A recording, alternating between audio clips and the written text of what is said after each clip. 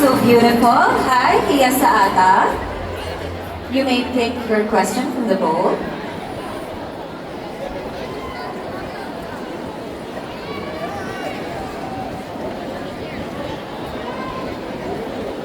Alright, Hiya Saata, this is your question. The theme for this year's Hiya sa Kadayawan is woven to reign. In traditional weaving, every single thread, no matter how small, contributes to the strength and beauty of the fabric. How does your tribe's unique heritage contribute to the grand tapestry of Davao City, and how do you embody that thread tonight? One more time, Tagalog naman. Ang tema para sa Hiyas sa Kadayawan ngayong taon ay Woven to Reign. Sa tradisyonal na pag-aahabi, ang bawat nag-iisang hibla, gaano man kaliit, ay nakatutulong sa tibay at kagandahan ng tela. Paano nakatutulong ang natatanging pamana ng iyong cultural community sa lungsod ng Davao? At paano mo isinasabuhay ang hiblang iyon ngayong gabi? Thank you. For me, the woven terrain is not only a thread. This is not just pagtahi. It is the knowledge. The knowledge and system that para sa akin, ito ay hindi lang pagtatahi. Ito ay ang mga knowledge ng mga elders natin ay pinapasa sa mga younger generation. At ito ay aking dinadala ngayon dito sa inyong harapan. And I strongly believe that this is not just a material. This is our identity. This is our strength. And this is not just a thread. This is our Ulang. Sorry lang. This is not just a thread. This is our strength. This is our identity. We don't look to it just like a... Oh. Lang. Thank you so much, Hiya Saata. We are moving on. I would like to call on Hiyas sa Bagobuklata. We have the young Patrice Solima.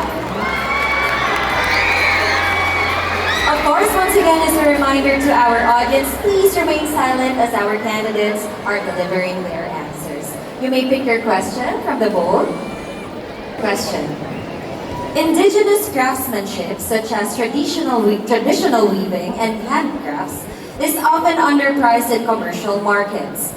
How can we ensure that artisans receive fair compensation and intellectual property protection for their work? In Tagalog, ang sining at paggawa tulad ng tradisyonal na paghahabi at mga gawang kamay ay madalas na nabibigyan ng mababang presyo sa mga komersyal na pamilihan.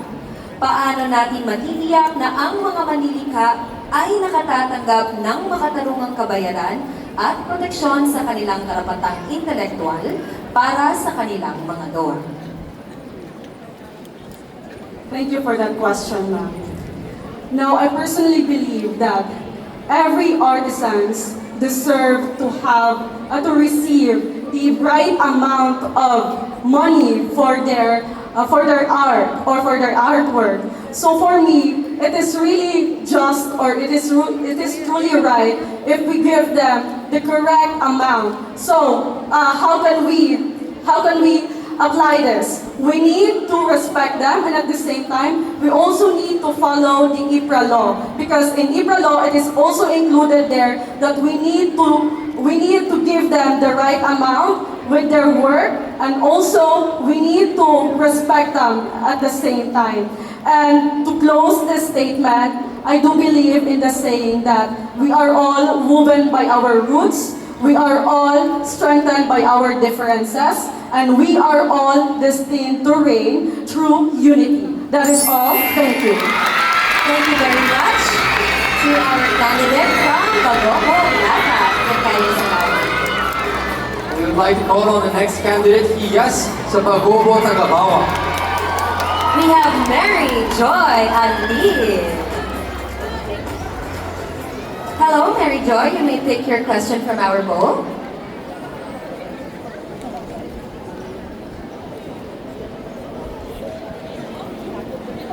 And your question.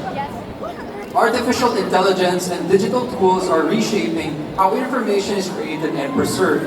How can modern AI technology be harnessed to archive cultural stories, or could it pose a threat to genuine human-to-human cultural transmission? In Tagalog, ang artificial intelligence at mga digital tools ang paraan ng paglikha at pagpapanatili ng impormasyon. Paano magagamit ang makabagong teknolohiya ng AI upang ma-archive ang mga kwentong pangkultura, o maaari ba itong maging banta sa tunay na ugnayan ng tao sa pagpasa ng kultura? I am here tonight carrying the voice of my ancestor and the hope of the younger generation. Modernization is not bad. Instead, we should preach the modernization and the tradition.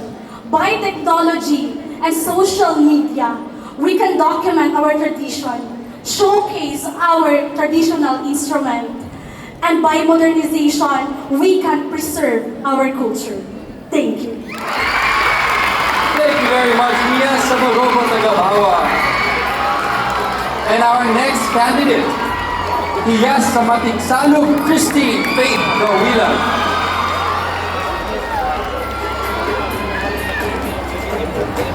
Hello, Hiyas sa Matiksalog. You may pick your question from the bowl.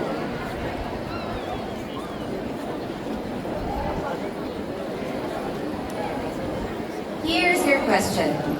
Some believe that modernization threatens cultural traditions, while others see it as a tool for progress. How does a modern Hiyas sa Kadayawan candidate balance embracing modern technology and remaining rooted in cultural heritage? In Tagalog, naniniwala ang iba na ang modernisasyon ay banta sa mga tradisyong pangkultura, habang ang iba naman ay nakikita ito bilang kasangkapan sa pag-unlad. Paano binabalanse ng isang modernong kandidata ng Hiyas sa Kadayawan ang pagyakap sa modernong teknolohiya at ang pananatiling nakataktak sa kulturang pinagmulan? Mopi and Marcelo, I am standing here in front of you as a testify that culture and progress can work together. I am standing here as an advocate for the integration of modernization as a science teacher and for the indigenous knowledge. I stand here saying that we should always build an interface between scientific knowledge and cultural knowledge, because this helps us in order to have a better future, healthcare, and opportunities, not just for an IP, but also for the people in the world. Thank you.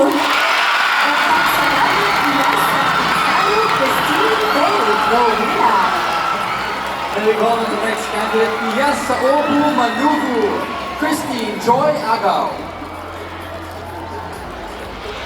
Hello, once again sa ating mga audience, please stay silent po muna habang sumasagot ang ating mga candidates. Please pick your question.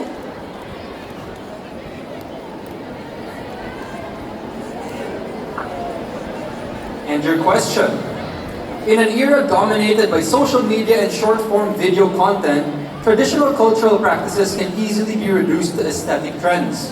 How will you use your digital platforms to promote your tribe's heritage authentically without diluting its sacred meaning? In Tagalog, sa panahon ngayon na pinamumuluan ng social media at mga short-form videos, ang mga tradisyonal na gawang pangkultura ay madaling na ibababa sa pagiging panlabas ng uso o trend na lamang. Paano mo gagamitin ang mga digital na platform upang maipagmalaki ng may katapatan ang pamana ng iyong cultural community nang hindi nababawasan ang sagradong kahulugan nito? Thank you so much. Mopi ang buli kanyan langon. Nowadays, we are in a modern world. I am a woman here standing in front of you, showcasing our culture and our traditions.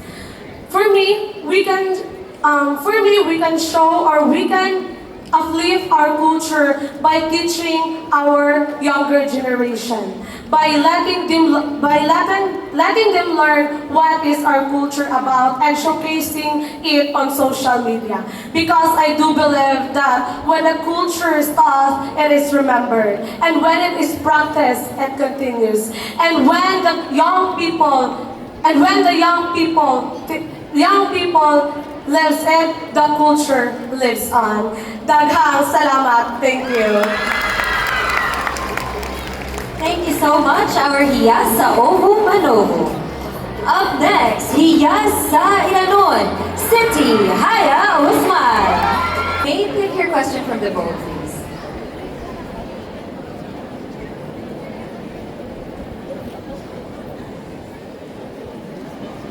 And your question.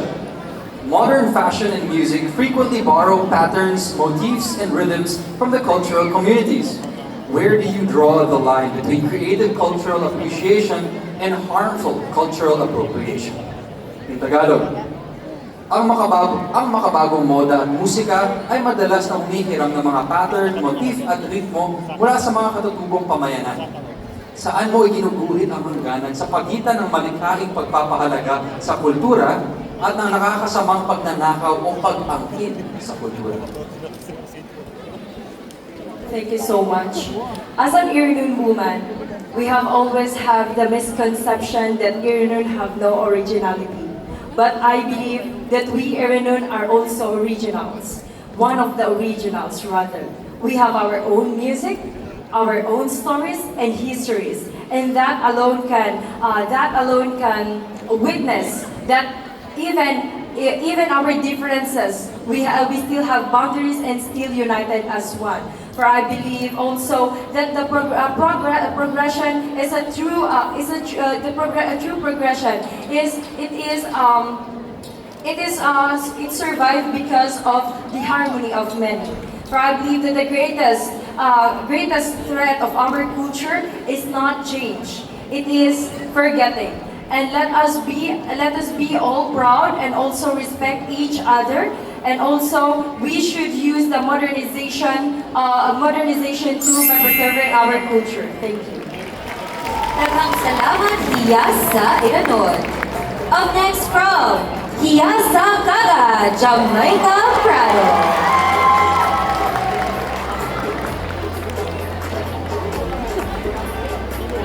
Alright, hello, you may take your question from the bowl, please.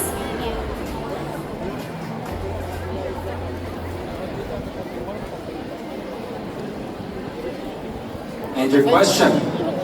In a nation frequently fractured by different political views, religions, and regional interests, diversity is often treated as a source of conflict.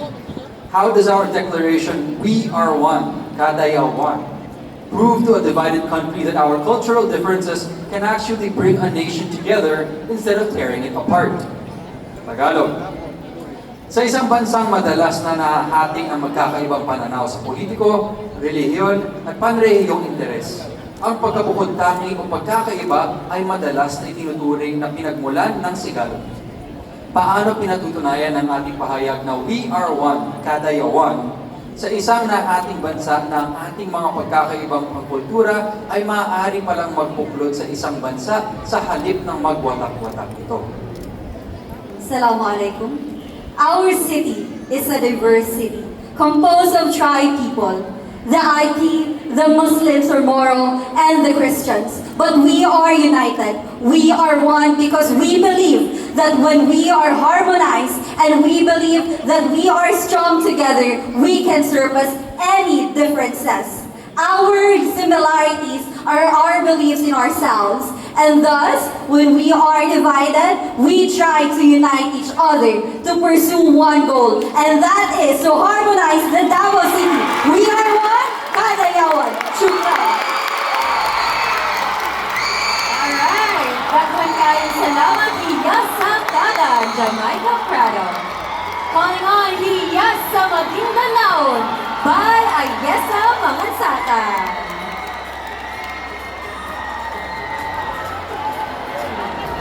Hello, you may pick your question from our bowl.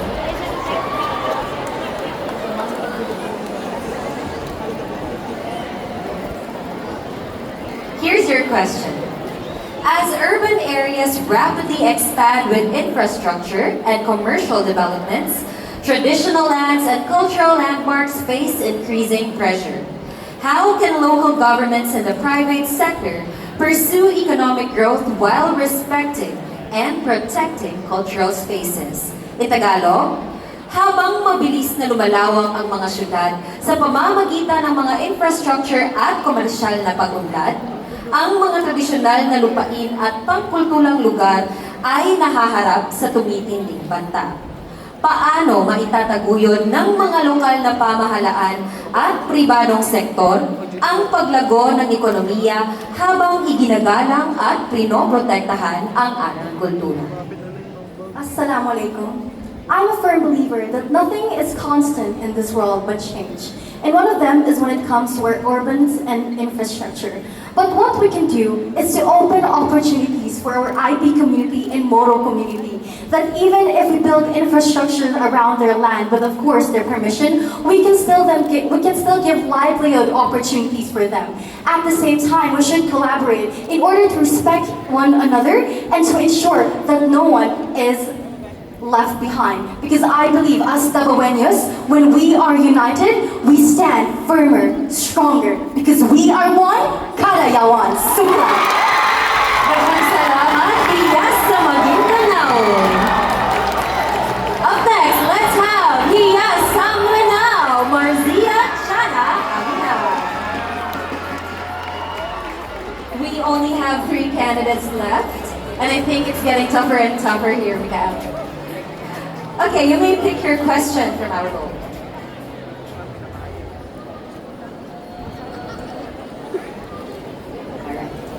Davao City recorded a 19% increase in tourist arrivals this year, its highest growth since the pandemic, and expects even higher numbers for this year's Kadayawan. How can the city promote sustainable tourism that directly benefits the cultural communities? In Tagalog, nagtala ang lungsod ng Davao ng 19% na pagtaas ng tourist arrivals ngayong taon, ang pinakamataas na paglago mula noong pandemya, at umaasa ng mas mataas pa na bilang para sa Kadayawan ngayong taon. Paano maitataguyod ng lungsod ang sustainable na turismo na direktang nagbibigay pakinabang sa mga cultural communities? Kadayawan is a great avenue for us to bridge our differences, for I believe that Kadayawan celebrates our differences as bridges that connected us as one united Davao. And we can sustainably empower our cultural communities by continuously engage with them and support their cultural communities and partner them with the right partners in the authorities and also in the authorities. Because I believe that our cultural communities do not have the talent, but because they are the richness of our Davao, but they are lacking of the support and at the same time the opportunities for them to prosper beyond the Kadayawan season. And I hope and pray as a Hiyas, I hope that all the cultural communities will sustain and prosper beyond its festivity, because that's the power of Kadayawan that extends beyond this celebration. Shukran. Thank you so much, Hiyas sa Mindanao. Hiyas sa Sama, Mansor Barani.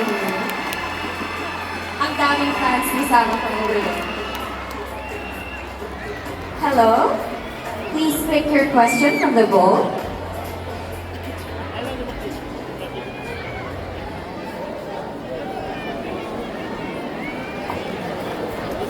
And your question. Many cultural community languages risk being forgotten by younger generations in favor of major languages like Bisaya, Tagalog, or English. What concrete initiative would you push to preserve your community's native language? In Tagalog, maraming wika ng mga cultural communities ang nasa panganib na makalimutan ng mga nakakabatang henerasyon, kapalit ng mga pangunahing wika tulad ng Bisaya, Tagalog, o English. Anong konkretong inisyatibo ang iyong isusulong upang mapangalagaan ang wika ng iyong komunidad? I'm representing the Sama tribe with honor and glory. And I believe that the Sama people is honoring our roots and protecting the sea, protecting our language. And also, we must help each other. And also, through the unity, we can make a peace and also we can make united as one. And through our helping each other,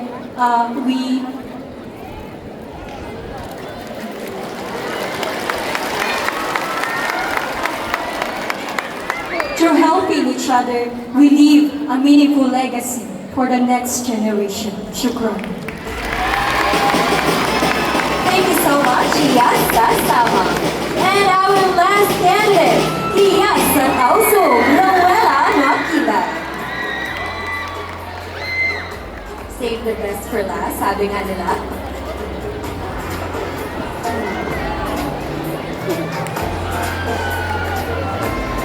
Alright, you may pick your question, the last question from the bowl.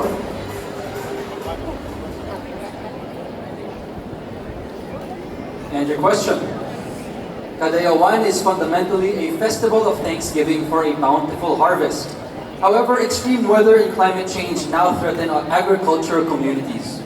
What role should native ecological practices play in modern climate resilience efforts? In Tagalog, ang Kadayawan ay isang pagdiriwang ng pasasalamat para sa masaganang ani. Gayunpaman, ang malubhang panahon at pagbabago ng klima ay nagbibigay banta na ngayon sa mga pamayanang agrikultural. Anong papel ang dapat gampanan ng mga katutubong pamamaraan sa pangangalaga ng kalikasan sa mga makabagong pagsisikap laban sa pagbabago ng klima? Assalamualaikum. The Tausug is known as the people of the current. And with that, kailangan nating turuan ng mga katutubo na kailangan nating turuan ng mga katutubo na ingatan ang kalikasan, magtanim ng mga puno at iwasan ang mga dynamite fishing para mapanatili ang maayos at masaganang kalikasan para sa susunod na mga henerasyon. Shukran. Thank you very much. And there you have it, ladies and gents. Our Hiyasa Kadayawan 2026 question and answer portion. Palakpakan naman natin. Grabe ang excitement ng ating audience sa mga sagot ng ating mga kandidata for this evening. Oo, kahit ako nagulat sa questions, ha? Yeah. Medyo mahirap No ang joke. mga tanong. Ano, sa tingin nyo? Sino daw yung bias nyo doon? Sino ang sa tingin nyo yung pinakamagaling sumagot? Yung sa akin ay Bangsa, Kagan, Bangsa, Iranon, Ata, and is about embracing our culture. Patiksalog. Ayun, yung Yes. apat. And as we move on, as a cultural festival, Kadayawan